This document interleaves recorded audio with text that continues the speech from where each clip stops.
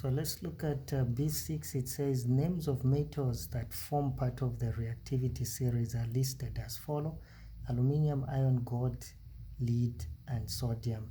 Then A Roman 1 says arrange the metals in the increasing order of reactivity, starting with the least reactive at the top and the most reactive at the bottom. So that's what they have taught us. So if you remember the reactivity series I gave you, if you followed my other video, Kelvin, Natasha can marry, all Zambian, female, since provided, he could, all agree. That's the whole idea. So there's silver from the metals they have given us. There's lead there, PB.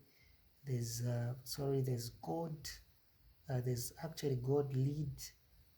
There's actually iron and aluminium and sodium. So they want you to arrange the least reactive with the least reactive at the top and the most reactive at the bottom. So in this case, if you notice, the least reactive is gold.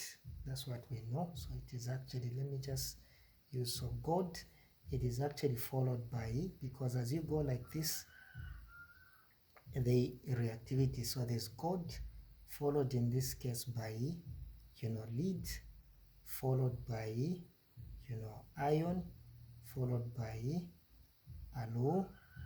aluminium, then followed by sodium. So sodium is the most. So as you go down, the reactivity is increasing. The most reactive at the bottom, and that's what you see.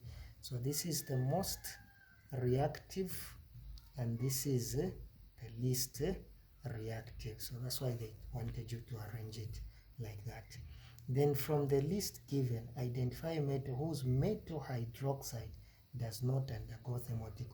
The most reactive you are, the more stable it is. So basically, among all these is sodium. So sodium forms up an hydroxide that is that does not undergo thermal decomposition. In other words, it is more stable.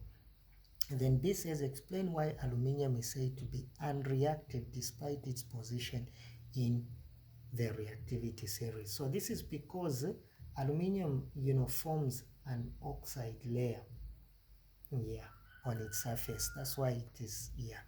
So you could have said that aluminium, forms an oxide layer on its surface when exposed